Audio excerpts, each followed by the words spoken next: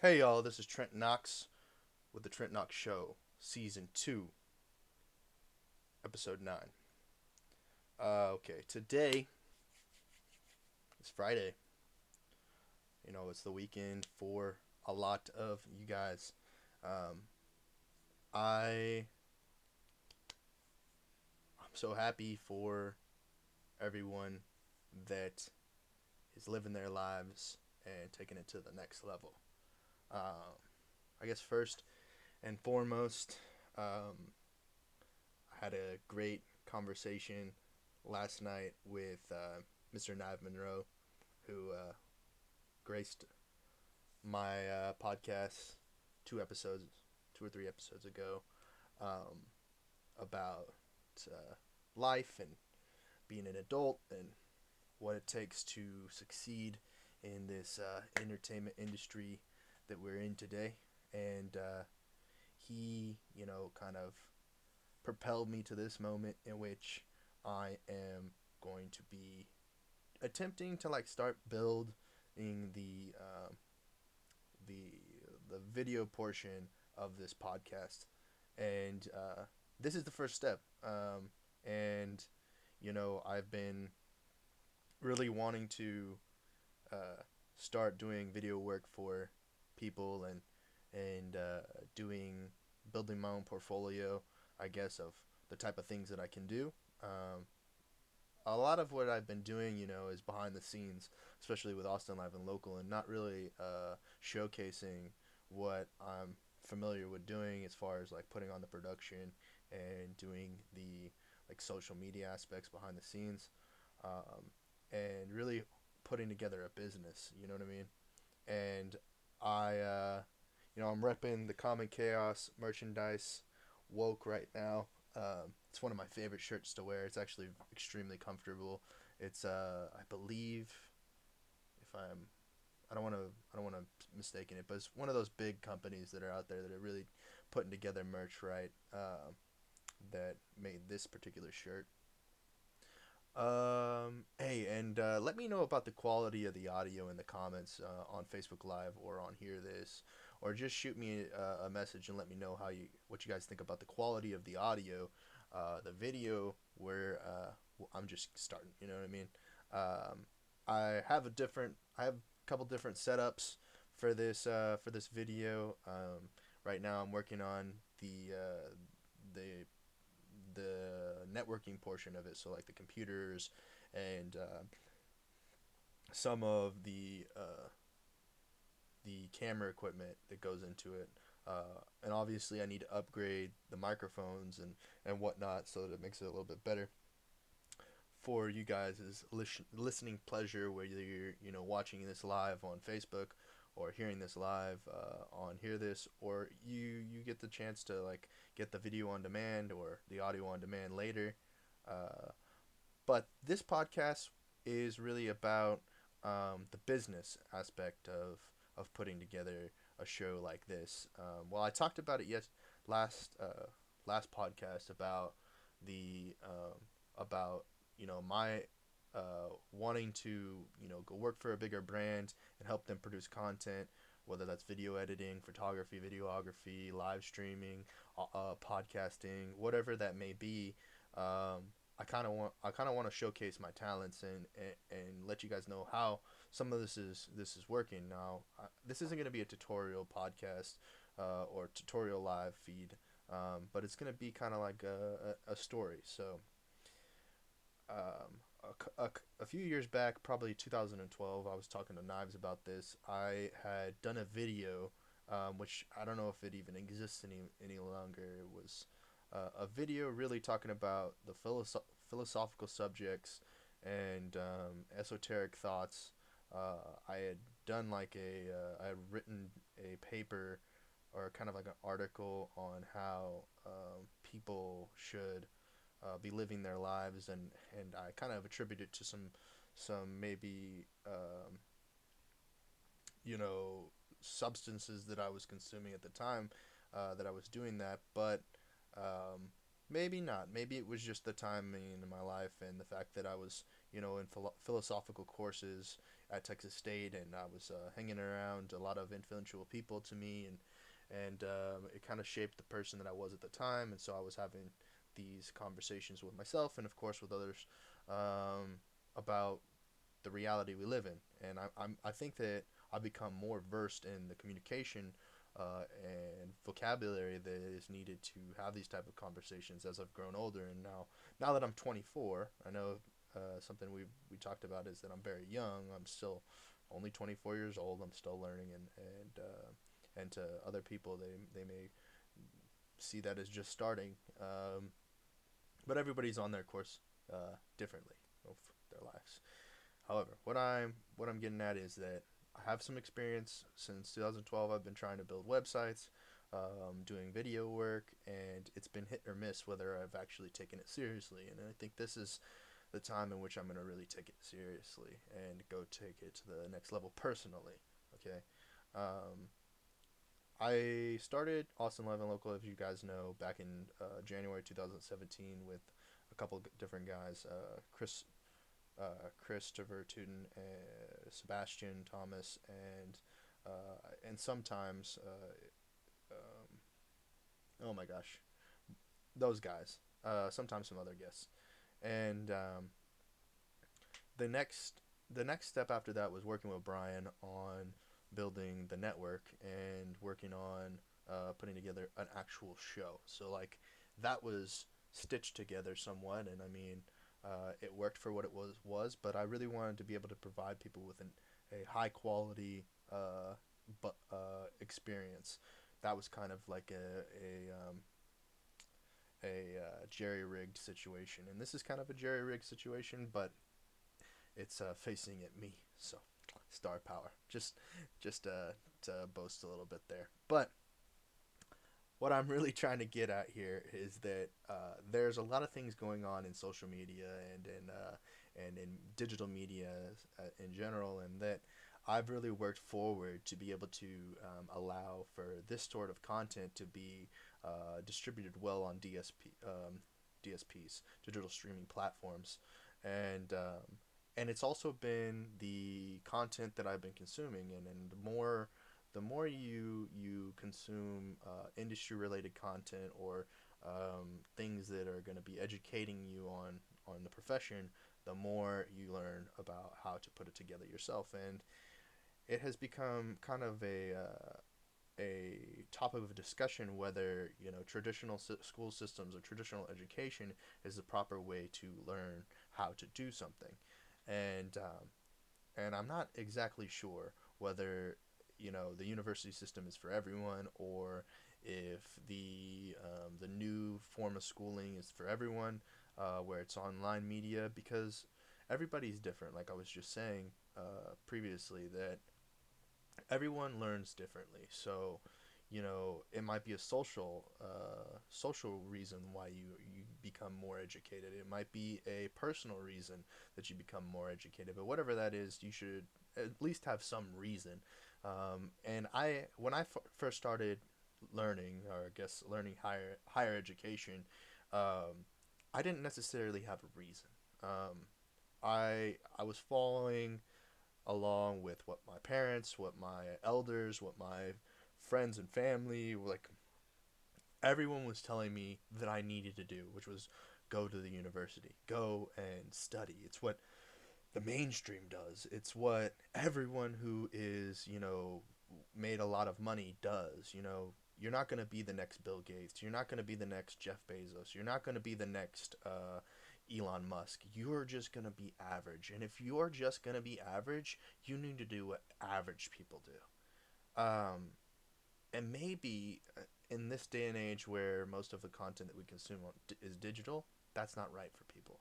Maybe there needs to be some more counseling, more career counseling, and more educational counseling as to what needs to be not what needs to be done for you as an individual. And I'm kind of just going off of the last thing that I'm saying when I'm freestyling here, and I think that someone with the capabilities of doing this consistently and bringing more and more value to the table is extremely important for businesses and even personal brands, and taking them to new heights, or maybe in a new direction, or changing the stagnant nature inside of a community which they can't find new content, or they've gotten writer's block. But allowing people to really voice their opinions is extremely important, and not shunning those people for expressing their opinions. Um, and that everyone communicates differently, and that you should you should never see something at face value. You really need to go deep into the content, and be more than just a person who hears sound bites, and sound bites that don't necessarily provide the most valuable content to the user, or the person receiving the data, especially a viewership or a situation, or a listening situation like this. So let's get down to it. Social media. We've got some major platforms right now. We got Twitter, Facebook, Instagram, and then some people would say Snapchat, but there's not a lot of analytics that can go behind Snapchat. And then you can go into things like Musically and more niche applications that aren't as robust right at the moment. Now, we got to say right now, on social media, Instagram is king. Um, Visually and text based, Instagram is where the most content is consumed. Now, there are a lot of eyeballs on Facebook and a lot of eyeballs on Twitter. However, they're not as, how can I say this correctly? Um, there's a lot of dead weight, or dead followers on Twitter and on Facebook. And not when I say dead followers, it means inactive followers. Sorry, I said dead. Inactive followers, meaning that they retain profiles, but they haven't been on the platform for a long time. Instagram has, I think, I believe. Let me check the data on this. Um, I believe they have the most active followers, and in order for that to stay up, they have to provide quality content. And what I've noticed is, as a I'll get back to that. I'll come back to it. Is that a lot of platforms that are social media, is that they provide rollouts for updates, and then it's hard to determine whether the consumer is going to be able to access the data that's being put out, especially on systems like IGTV or Twitch.tv, or a lot of different platforms that are more niche. Um, Social media form with most active users. Okay. Oh, I was actually wrong. Facebook has the most active users, but that as of today. Okay, I was wrong. Facebook, YouTube, Instagram. Well, it's it seems as though, okay. Let's simplify. Facebook is complex. It's a complex network of social media, and Instagram is more simplified. You have your feed, and you have your stories, and you have now IGTV, but it's uh it's kind of concise as to what you're viewing. But what I wanted to do with this conversation, and I kind of strayed off of topic there, but what I wanted to do with this conversation was speak on the fact that each platform has its own narrative, or its own kind of direction. Facebook, obviously, we have our friends and our family mostly on Facebook.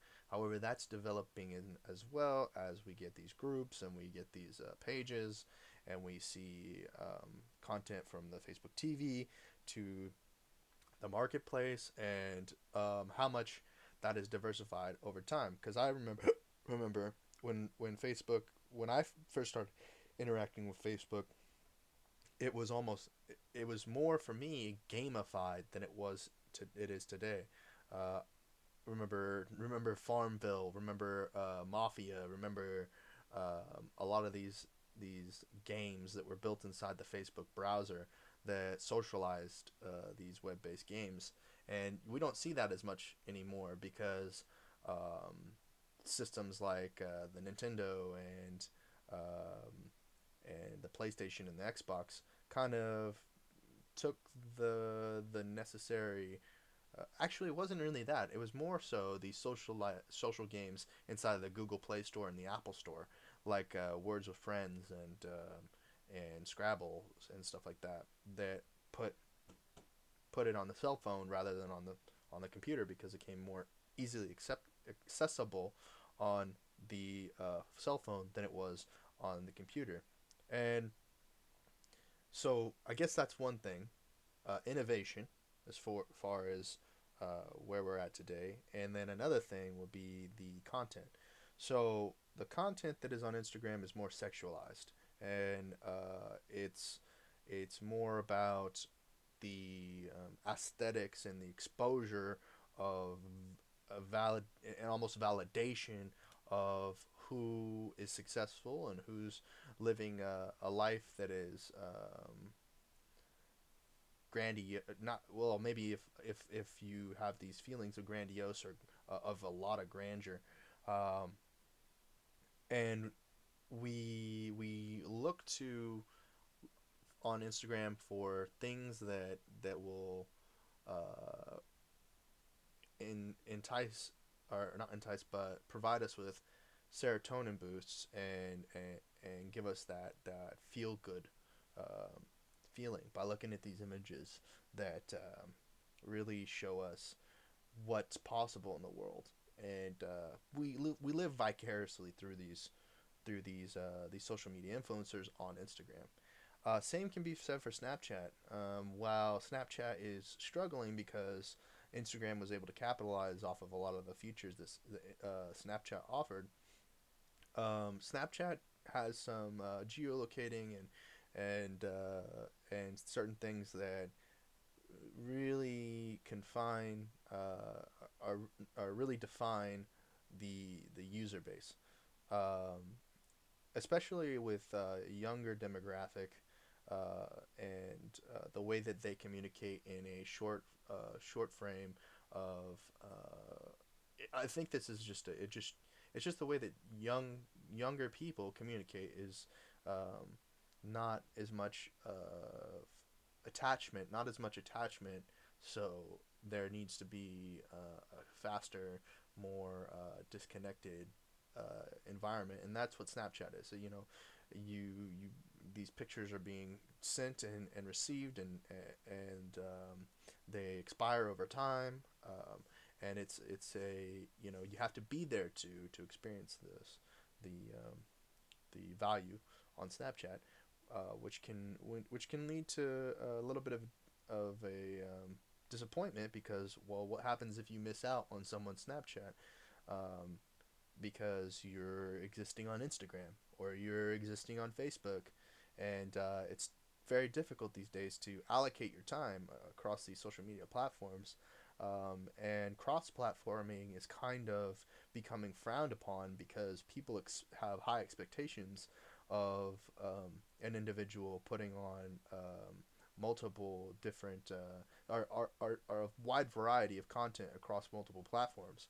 So for YouTube, you need to do something that you would do. You need to do something different than you would do for IGTV. While YouTube is less, it wasn't built for mobile first, such as Twitter or Snapchat or whatnot, or Instagram even. Um, you the expectations for for these platforms are going to be higher because with the use of a mobile device, you're able to create more content because, well, let's face it, most of us have our cell phone strapped to our hip most of the time, and and we should be able and the expectation is that you should be able to create content daily for IGTV, YouTube to some extent, and for Facebook, and for all these platforms, and not be falling behind on those posts. And the expectation might be set way too high, because these social media influencers with large following bases are doing are living their lives on these platforms, uh, if they're the ones self-producing. Now, a lot of the larger Instagram uh, influencers and YouTube influencers are beginning to have production teams that are at scale to to document and create help produce content for these platforms. However, it's still shown the narrative that is still shown is that they're independently producing their Snapchats, their Instagrams, their YouTubes, and that they're showing something that's not a reality for most individuals. See, I'm self-producing all of my content, my podcast, my videos, my Instagram, um, and I don't have I don't uh, I'm doing my best. I shouldn't say I don't have. I'm attempting to do my best at producing this content at scale. You know what I mean? Across all platforms, different content on each platform. While that may not be the case for me very long, because I'm gonna essentially be using Facebook to record the video, then post it on YouTube later for video on demand, um, and let people really see multiple versions of the art, multiple different see it on multiple different platforms. The other thing is that it's very different, the content as it's consumed on different platforms. If you're consuming a video on YouTube, you're gonna feel way differently than you are consuming the video on Facebook or Vimeo or what have you. Um, the the thing about this is that it takes a lot of technology to capitalize on uh, these particular types of distribution. You need a lot of hardware. You need a lot for high quality production. You need a lot of hardware, and you need a lot of resources to make sure that you're providing the best quality content to users. And you know what? Honestly, I get disappointed in myself from time to time, and this is something that really depresses me, is because I have things in my head that I really, really want to produce, but I don't have necessary. I don't necessarily know how to accomplish uh, everything that I'm trying to do. You know what I mean? Um, some of the things I have, a cell phone, a webcam, a computer, they could be used in different ways in which I could redneck or jerry rig the the uh, the the peripherals or whatever to produce high quality content, but it requires a lot of hardware and utensils to make this type of thing happen. It would be much easier if it was all just plug and play. Having a webcam and having computers actually way too many pieces. Right now I'm using an outdated laptop and a webcam that when I turn on sometimes is upside down, and so I have to use an external webcam, and it's a bit of a wild ride trying to produce these videos, or these videos or this content, or you know not having the greatest microphones or whatever. But you got to create content, and if I didn't do this, no one would know who I am. You know what I mean? In today's day and age, where everyone expectations are that that you are up front with who you are, and the old age where people were talking to people personally offline is just it's becoming more and more rare, and certain circumstances, like when I met Brian. But essentially I met Brian online because I was looking for a phone. Or when I met Knives, essentially I met Knives online. Essentially, I met a lot of the people that I know today online. Even when I was going to school as a child, I met most people I know from a system that was online. I don't believe.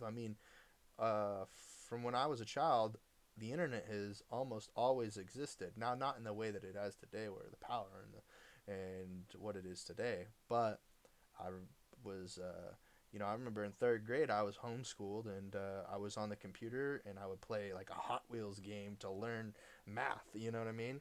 And and I really enjoyed that time when I was a kid. Because it was cool.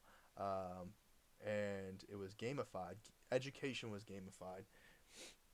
Um, Education in general is gamified. You want to be the top of your class. You want to get in the top 10% to go to a good university. You want to be the best athlete. You want to be whatever you are. You got to work hard to do it. Um, and I think that's what I'm trying to do with this podcast and this live feed is that I want to work hard to do it. And I want to provide everybody with great content. And even though I may not have all of the utensils and the equipment to get it done, I'm going to do my best to provide you guys with everything I can to elevate maybe your project, or maybe we can collaborate on a project, whatever it is. But let me get down to the next topic at hand, and that is. Let me see, hold on real quick. I do want to mention that my good friend Tanner Walters of Creators is looking to cast some models, male or female, to do merchandise or advertising photos for the merchandise that he's been creating with his T-shirts. I don't have it today, but there's a shirt that he's built that says creators on the front. So if you're a content creator, this is perfect for you. You become a team, part of the team, become a part of the team of the creators, and let's take it to the next level. Let's do some amazing things. You know what I mean? Whether that's podcasting, art, design, modeling, whatever it is. But the point is that he is offering 2 hours worth of photo shoot content in exchange for a few photos in the merchandise to dice. What else do we got here? Um, I think this might be actually a little too low for my volume, but let's see. We we got that going on, and I wanted to mention that. What else we got going on here? All right, so I talked about social media, and I talked about technology being overpriced, and I want to talk about stimulants. Maybe that's visual, or maybe that's something that you got going on. I know that this episode is going to be kind of quiet, um, and let me know if that's a problem. I'm not too sure exactly why it's so quiet, but I'm looking at the feed here and it's a little bit quiet. Um, so stimulants are something that has become a widely discussed topic online, whether that's a drug stimulant such as marijuana, or it's a coffee, or it's alcohol, or it's a pharmaceutical, or maybe steroids. Stimulants are something that I think that we all need to be discussing as their effect on us, both physically and mentally. Clearly, I've been talking about how they've been causing a lot of depression, and they've been causing a lot of stir up in the mainstream media. Um, However, I want to talk about the effects of them and the withdrawals. So it's been a while since I drank coffee, um, and even though I'm kind of like a mellow, turnt person, like I'm very mellow, but I'm also super turnt a lot of the times, and I got a lot of energy that I put together to just keep going. I drank some coffee today, and I think about coffee. I think about it. Uh, as just the same way I would think about as caffeine or soda. Um, However, you know, coffee is something that is not as culturally um, frowned upon as cocaine, or culturally frowned on as part as something like Adderall, even. And these sort of stimulants seem to becoming more and more widely used, and have become as widely uh, becoming more culturally accepted, like coffee. And I'm not too certain what the overall effects of that will be on our culture, since we live in a culture, where music is promoting, consumptions of illicit drugs, and kind of wild sexual acts, and a life of rock and roll. We may be losing our inhibitions, and maybe actually making it more difficult for us to experience euphoric things. And it's becoming more and more difficult to feel pleasure from, and not like sexual pleasure, but like happiness, from things such as Instagram, or a good video or something like that. We're extremely oversaturated as far as content goes, and um, I think that's because we all start doing the same sort of thing. And you know, it's interesting because the things that we hear in music are shamed across the board on Instagram. But maybe it's a matter of like competition. Instagram is becoming more competitive than radio and television. So radio and television is trying to snub Instagram from being successful by deeming it as something crass or outlandish. Um, it's a it's a tough world we live in.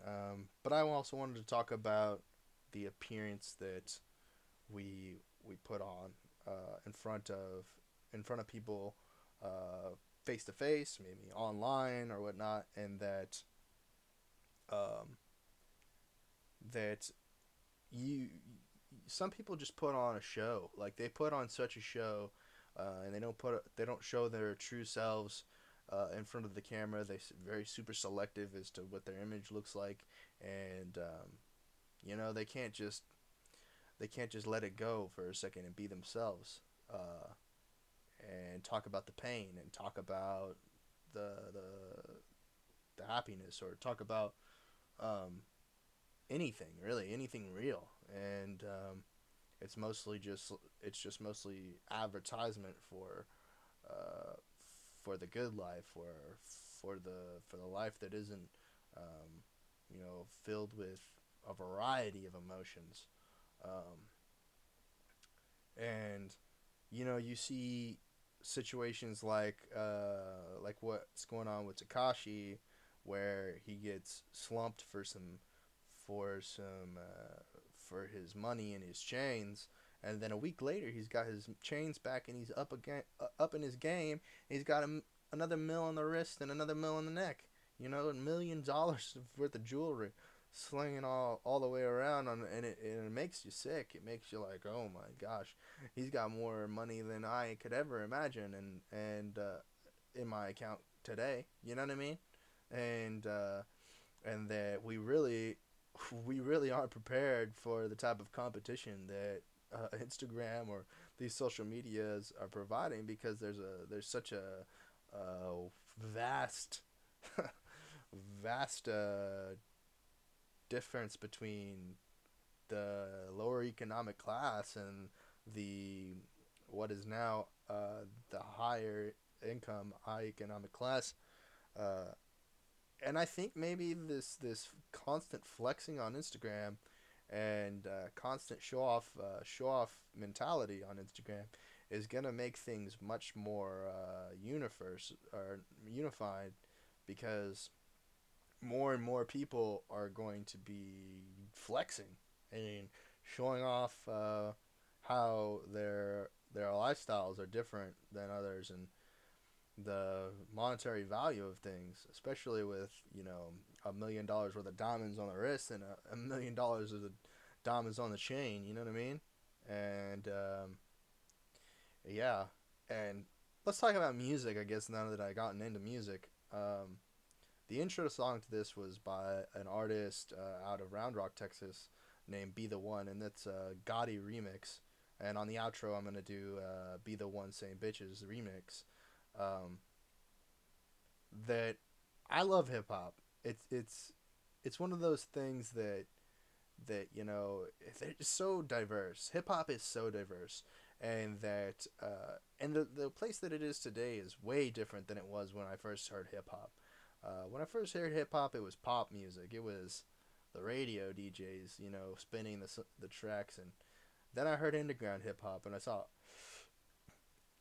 saw underground hip hop start existing online with Two Dope Boys back in the day, and Dat Piff and all those mixtape websites, um, and I really enjoyed it. But now it's so saturated, it's crazy with World Star Hip Hop and all these other websites that have really put it in the forefront, and it's become mainstream. And now the radio DJs, um, they used to pushed underground tracks, but now that it's owned by Clear Channel and iHeart, it's mostly pop music. So you'll hear extremely records that have a lot of marketing and advertising budget pushed behind them by big record labels. That being said, I want to talk about my experience of Travis Scott's new album, Astro World. I experienced the first time I heard this album was at the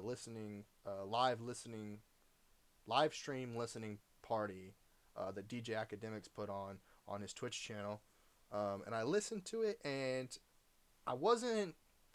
I felt like I had heard the style before, and that was a little bit disappointing. In that, you got Rich the Kid, you got all these littles popping up, and you know what it has to do with is that Travis Scott's an interesting writer. He's writing a lot of tracks. He's really doing it. He's putting the work behind it, and that's highly respectable as a musician and a songwriter. That he's really putting out. He's influencing music that much. Um, it's probably a little bit dated, and that may be why it doesn't sound like fresh. It seems like a little bit less fresh than I would expect.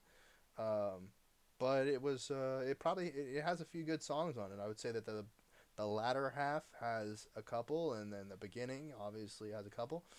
I was really impressed today with the YG album. Obviously, that was bangers. A lot of car songs for sure, and club bangers. Um, I do like the new Justin Bieber, DJ Khaled, Quavo, Chance the Rapper song, No Brainer. It's no brainer, it's good. And it's gonna be a club banger. Fifi, obviously good song. It's Nicki Minaj with a comeback season. Hopefully, maybe, she's got everything, all the card stacks against her to perform well and come out here and put out a banging album. But we'll see. I mean, she's not unique anymore. She has to do something extremely unique. We got a plethora of plastic type women out there singing. We got Iggy Azalea making her run back, and we'll see how that works. I'm almost talking like this music game is a sport, and essentially it is a sport. And there's brackets. You got you each person's playing their game, and then you start off as you're the only team in the league, and then you got six teams in the league playing the same sport. So Nicki Minaj's got a lot of competition. She's not on her own as far as that goes, because she that's where it makes it difficult. Well, actually, I wouldn't say it makes it difficult in hip hop. Hip hop's about being flashy, so masculine or feminine characteristics in hip hop. It doesn't matter what you got. You got to be flashy. and some people can play that same flashcard, and and it won't be, you know, it makes it no different because I guess the test is the test, and if you're not passing the test, you ain't passing the test. You ain't got the flashcards for it. Um, that being said, country music is dead. Back to country music being dead. I haven't heard a good album since. I haven't had a good album in a long, long, long, long, long, long time. I've I'd say that maybe the last good album I heard was Randy Rogers. That was the last good album I heard. Um, that was a long time ago, and I purchased that album way back in the day, and I think it's probably the last good album.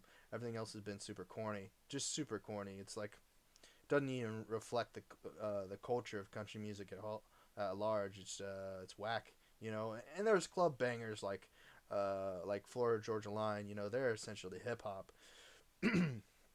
And because they're in the know, they're in Atlanta area. They're getting the same beats. They're getting the same musicians that put on the hip hop stuff. I heard some good rock music, but honestly, I couldn't name an album. Well, actually, I like that Breaking Benjamin stuff. It was pretty good. I like that Red Cold River or whatever it is song. Alternative music, not even really fucking with it. I guess if you're talking Black Bear as being alternative or whatever, EDM is so saturated. It's hard to even tell like what's good. I like I like Borgor. I like some of the older guys. When it comes to that type of thing, I like Trapaholics. I like all that sort of music. But I mean, I haven't been in the EDM scene enough to go to the festivals or go to the events because they can be a little bit left leaning, and I'm not into that much. And so I would be surprised if anything super interesting comes out. Maybe the scenes need to be a little bit more collaborative and be sharing the music. I mean, country music and rap music tries to be collaborative as much as they like at least a hit every once in a while. We get a couple of collaborative tracks. You don't really hear that with rock music that much. You don't hear that at all with EDM country. I've never heard some EDM country that really threw me for a loop. But what else? Gaming. Gaming is popping off like crazy, growing super fast. Esports scene and whatnot. I'm super anticipating the Call of Duty Black Ops 4 esports league this year. It's a fast-paced game from what I've seen. I've been seeing that I saw Doctor Disrespect, Nade Shot, and a couple other guys were killing it yesterday when the beta was released, and I'm looking forward to. I don't know who's calling me, but somebody's calling me. Um, I'm looking forward to what that is. I think over esports scene as a whole is going to be interesting. Uh, on the back half of the 2018 season and into the 2019 seasons. It's a wild road we're living on these days, and you know, if you're an influencer in any genre, whether it's gaming, fashion, music, whatever you do, you got to be active online and have a wide online presence. People are going to be wanting to really see and showcase who you are. And hopefully, you build a community that really surrounds your brand or your personal brand in a way that really benefits both of you and the user. And as Gary Vee says, it you got to document, document, document, document. Put all the good and the bad on out there and see what people resonate with the most. Um, you know, it's it's a place where you can really showcase number one to your friends and your fans, but another thing to your family. Families these days are becoming more and more disconnected. The old days where everybody sat down at the dinner table and had a meal and had a discourse is kind of becoming far and few between. Maybe there's a couple times in which that happens with special occasions or whatnot, but we're all being just kind of taken in different directions because we're experiencing different things on these mobile platforms and mobile the the introduction of personal screens uh, has has divided us um, internally as families and also as a nation and as also internationally. It's changed the way that we perceive the overall picture because everybody's experiencing things differently. You know, the old way of going to the movie theater and watching the same movie with a room full of strangers is becoming more and more or less popular. I still love going to the movie theater, sitting down and watching these movies. Um, However, you know, concerts are becoming more popular, festivals are becoming more popular, uh, esports events. So these crowd events are becoming different. It's different, but maybe that'll change as things become more and more popular, like esports and digital consumption of sports in general, like traditional sports. Um, who knows? I'm talking about these things, and I think that it's I think it's just real strange the time we live in, because we're living in the time. You know what I mean? We hear about all the history and whatnot, and we hear people account the way they account history as it was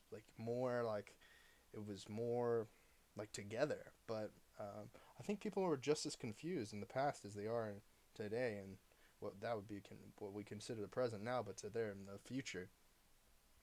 Um, Sports, you know, it's traditional sports are real difficult to follow right now because the way that the way that they have disenfranchised themselves from the online media, and that they've been sticking primarily with old traditional networks such as ESPN and these such that haven't become digitally integrated with things such as the platforms that have high consumptions like Instagram and Facebook and YouTube. Um, if they had become integrated, you know, within the systems that exist today, I think that there would be more consumption. While on a documentation level, um, YouTube does have a lot of content surrounding sports. The actual live events are not yet broadcasted across these platforms, you know, and it would have been interesting of seeing the them not build their own websites but go where the attention is. If ESPN had decided that they would do a partnership deal and a licensing deal with YouTube way back in the day, I think the primary consumption of sports would have been on YouTube. However, I think that boat has sailed, and I don't think that it's possible. Now, it is possible that they go and make a deal like that with YouTube TV or Google TV or whatever. Uh, it's hard to say whether or not that'll be the case. You know, traditional cable services or CSPs have kind of monopolized the traditional television networks such as like CBS, NBC's, ABC's. So sports kind of stay on those platforms until something else happens. It's interestingly it's an interesting situation considering that YouTube and Google in general has surpassed those networks by quite large numbers, and Amazon by even larger numbers. We just have to wait and see what the society brings us, and see if we can't get more you know if the attention shifts, or what's going to happen. I mean, the current technology and systems of radio and television are widely accessible, pretty much by any sort of radio, or FM radio, AM radio, or system that can accept radio or television, bunny ears, of course. And the internet isn't at that scale yet. Um, but I'm sure it's just moments away, like literally seconds away until that happens. And I hope that we get to experience the transition, and see what it's like to have everyone experiencing things outside of television, and that more TVs are going to be networked. It's kind of strange. It reminds me of the Matrix, but it's going to be a crazy future, and I hope that everybody, who's listening, is having a good time, and whatever they're consuming, whether that's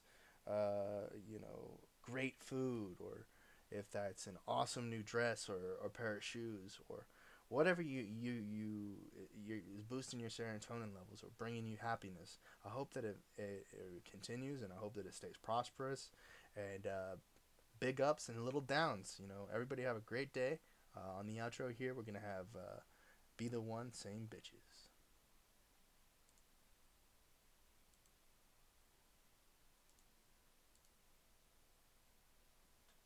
Mm-mm.